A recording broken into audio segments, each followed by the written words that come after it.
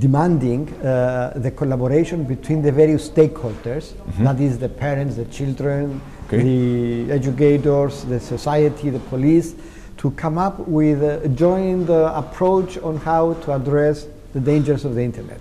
Now, as simple as this sounds, it is extremely difficult, and of course this is not a thing that is difficult only in the arena of safer internet, but in every arena in the world, in every complex problem we are facing, it is a big challenge when you have opinions that are different and opposite, to come up with a consensus, to in a way harness the collective wisdom of the people. They might all want the best, but they have a different opinion of how to reach that better stage or better state of the system. And what I presented is new methodologies that are cutting edge, new technologies that combine social science and dialogues of the classic format with very complicated mathematics and also computer support, so that you can always come to the best solution of whatever you are discussing. Now, I tried to explain that in single terms in my presentation, and I will repeat it also here. When you bring, let's say, 20 people together and everybody has one opinion, or let's say everybody has 5 opinions about what is the best thing to do, you end up with 100 opinions. Now, how do you choose what to do out of these 100? If you ask people to vote, they will vote their own opinion, so you're going to get a diversification of opinions. We call this spread thing. Everybody has a different opinion. If people talk a lot about this together, they might converge a little bit. So out of the 100, maybe they will vote for 80 or 60, but that's still not enough. So there is a process that if you follow it in a structured way, you can come down to about 20 ideas, but still that's not enough. So now you want to work with these 20, and there is a mathematical model how you do it. What you do is you take 2 opinions at a time, and all the participants make a big discussion whether one influences the other. So they discuss, if I do this, will it be easier to do that? And if the great majority, that is 75%, agree on this relationship, then we draw an arrow between idea A and idea B. And if we do this for all the combinations, we make a map. And this is the map where they all agree. And at the root of this map, it's like a tree, it's the 1 or 2 or 3 ideas that are the most influential. And that's the consensus of the same people. Now, if you ask them to vote, they will not vote the same thing. But if you ask them to think about what they are proposing, then they come to a completely different resolution. Now, all the combinations are too many. This is why you need mathematics to do some intelligent, clever way of choosing which ideas to come up. And the result, we call it the collective wisdom of the participants. Okay, so I believe it must be somehow aided by some software.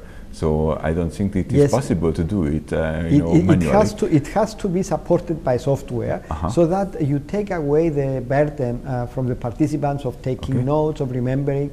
So the facilitators and the software does this for them, so that they can only think and focus and discuss between them. And it's amazing how they always come to a conclusion. So in the case of Safer Internet now, we did this a couple of times experimentally.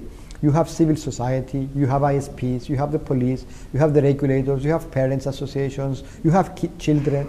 Everybody has a different opinion. But when you do this collectively, first of all, they educate themselves deeply because they listen to each other a lot. And second, they always come to a conclusion of what 1 or 2 or 3 things they should do tomorrow. And this is what we need, an action plan that everybody agrees on. Okay, could you tell me a little bit more about this method and about so who has developed this method? It is very interesting. Also here in Hungary there is a company called Be Innovative, and they've created very similar brainstorming software actually, especially for companies, for enterprises. So it is very much interesting. So how this software has been developed. Yeah. You know, this challenge of creating consensus between large numbers of people and finding the best, the most wise position that everybody agrees on is not new, it's very old. But in our century, it's very hot, because if we don't find a way to harness the collective wisdom of many people about the problems we are facing, we don't have a good future on the planet for all the problems. Okay.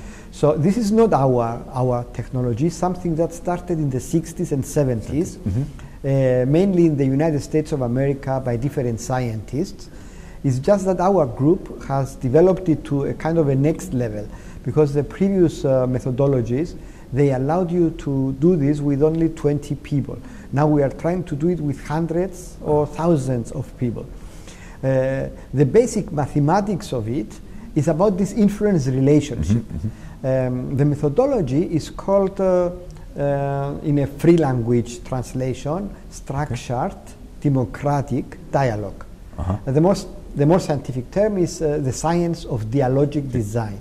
So in a way, it's a new science that lies at the interface between sociology and political science, let's say, from the one side, people's sciences, and mathematics and complex sciences and system sciences from the other side. So you put these two things together, but you know, it's something very logical. I mean, think of the television. A journalist invites two politicians to discuss about something. He asks them a question and they answer another question. So this methodology starts from a rule. You ask a question, they have to answer that question. Not another question. Or they speak for 1 minute or for 20 minutes. This methodology has another basic rule. You speak only for one sentence first, you say the title of what you want to say, and then you can speak for minutes to explain it. And all this is being documented by the computer, so that you have you can always go back and look at this documentation. Now in our team, we developed also another thing with mobile applications, that you videotape yourself when you make the explanation. So when I want to go back to what you said 1 hour ago, I just click and listen to what you said. And if you are there and you want to change your mind, then you say, yes, 1 hour ago I said that, but now that I have heard others, I want to improve my idea. So then we keep a kind of a more scientific documentation of building up ideas. Ideas are not lost, and arguments are not lost. Everything is documented. Okay. What kind of best practices do you have so far? So you have solved problems with this software and with these solutions. Is it something that can be disseminated? I'm really curious how this kind of methodology could be applied to Hungary, to the Hungarian topics. This methodology is not domain specific. You can apply it in any domain you want. In the conference here, I talked about its application for the safer internet policies and choosing the best activities to do in the country, and we have a very good success with that, because we managed, with the help of the methodology, to engage everybody actively. But the methodology has a much bigger prospect. For example, now we are running a global project, and if Hungary is interested, we can join forces in that, to implement this methodology all over the planet with young people under 35 years old, to reinvent new systems of democratic governance. Because democracy across the planet is dying. Willy Brandt predicted that 40 years ago, that at some point we will reach the limits of democracy, of representative democracy. We need to give more power to the masses. But if you give them the power to vote through the internet, for example, what we call direct democracy, that will reach chaos.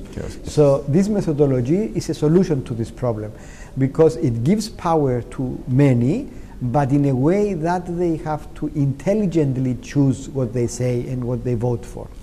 So we are experimenting now to reinvent a new system of governance with this methodology. You can also use it to resolve conflicts. Let's say you have two extreme opinions, for example, in my country about the political problem, or we apply it also in Israel and Palestine conflict. You bring the opposite people together in the same room, And you use this methodology, and it is amazing how they go away from the conflict and focus on what they need to do to resolve it. Because in the root, they agree. In the surface, they don't agree. Because the surface of the problem is positions. But always below the positions of one extreme and the other extreme position, there is the common interest of having a good life, a secure life, good standard of living, good neighbors. Yes, And yes, yes. if you focus on these deeper interests, then you find out what do you need to do as a next step to make one step towards that better life. Please help me. If I'm very much interested in this methodology, what's the first step that I should do? The first step is to contact me. Send me an email. My name is Laouris at gmail.com, and I will send you all the materials. But you can also Google it, Science of Dialogic Design or Democratic Structured Dialogue, and there is a lot of materials also online. Thank you very much. But since you have me here, can I mention also the other subject, and you can choose what The other half of my presentation in this conference was about a brain limitation. You know, it's fascinating that most of people on this planet think that our brain has unlimited powers. And indeed, it's a very powerful computer, soon to be superseded by computers, but anyway, it's still very powerful when it comes to processing, critical thinking, and memory. But it has one important limitation: attention. I can only attend to you now. If two other people talk to me, I cannot attend. And if I try to attend, what my brain does is I pay attention for 1 second to you, 1 second to him, 1 second to her. And in between, I lose time. Now, in the world we live with the new media, television screens, video games, Facebook, imagine all of them, there are multiple channels of information entering my brain at the same time. And women are very good in multitasking, but usually men are not. We don't manage multitasking. Women manage better because over the millenniums they have been trained. But it's not that the brain is a multitasker. The brain uses splits of time for every task. So in between you lose time. Now, when, for example, you watch the news on television, and there is a journalist and another person, and both speaking at the same time, and then the stock market values are flowing on the bottom, and then the next news item, stay tuned, the next news will be this, and some other weather forecast on the same screen, it means that you are giving me 5 pieces of information at the same time. And because of this limitation, our attentional capability becomes limited. We become overloaded with the media, which means that we cannot think about what they are discussing, and we lose our critical thinking ability. This is part of the reason our world is not doing well, because people don't have time to think critically about the reality. And this is a very big problem. And it's interesting that 13 experts that the European Commission has hired 2 years ago to develop a manifesto for the hybrid media world, and I was one of them, with only 4 or 5 ideas that they find the most important that the world should focus on. This one has been singled out, the attentional capabilities. And if you look at the manifesto, it's easy to find it on the internet. It's also free to download the whole book from Springer. It says that attentional capabilities is a rare asset, and it should be equal to a human right and protected, like we protect our liver and our kidneys as physical organs. We have to protect with laws our attention, our capabilities. This means that companies do not have the right to hijack my attentional capability. For example, I drive my car, and then there are all these signs on the street. They hijack my attentional capability without asking me. Or I am on Facebook, and there are advertisements popping up from the side. They are hijacking my attentional capability without asking me. Yeah, but some of them, for example, these all information around the road, so they can also have the ergonomy of driving, or actually there are a lot of information which is ergonomically necessary, and of course a lot of additional information which would not be necessary. So we are discussing about the information that I mean, what we are discussing is that I should have the right to choose what information should be given to my attention. Okay. So my attention shouldn't be a commodity that you steal and sell, because if on the internet you steal my attentional capability using a free software like Facebook, for example, you steal my attentional capability and you sell advertisements, it's like you are selling my attentional capability. Okay. So this is something that belongs to me. Like you don't have the right to take my kidney, you also don't have the right to take my attentional capability without my consent. So the default setting should be no. If I want to, then okay. Okay. In the other hand, so it means some ergonomical guidelines how to design, for example, a web page, or how to design a TV broadcast? Yes. I mean, the manifesto is talking about the big guideline that the attentional capability should be protected. Now, what societies will do to protect it is up to them.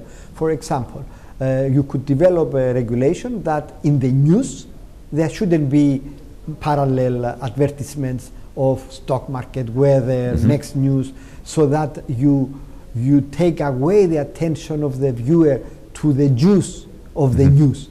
Because I am supposed to listen to the news and think about the news, not at the same time learn about the weather, about the stock market, and about other things. Because if you bombard me with all this at the same time, I don't think critically about the real news, which is what I want to do when I watch the news. No, I think that's a hot topic, and I'm really looking forward to see what will be with this in the upcoming next years. Wow. Thank you very much for the interview. Thank you.